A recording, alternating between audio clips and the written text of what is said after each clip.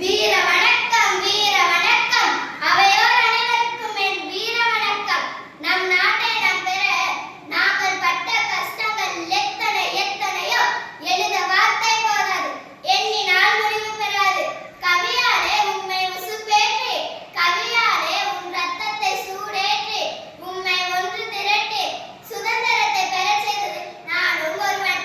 பாட்டுக்களை கூட்டாக்கி அக்கூட்டுக்களை அது வேட்டாக்கி பரங்கியர் படைத்தனையே செல்லா நோட்டாக்கினேன். உறங்கிய நம் படையை உசுப்பிவிட ஒளி படைத்த கண்ணினாய் வா வா வா, உறுதி கொண்ட நெஞ்சினாய் வா வா வா, தெளிவு பெற்ற மதியினாய் வா வா வா, சிறுமை கண்டு பொங்குவாய் வா வா வா என்று விடுதலை உணர்வை உணரச் செய்தேன்.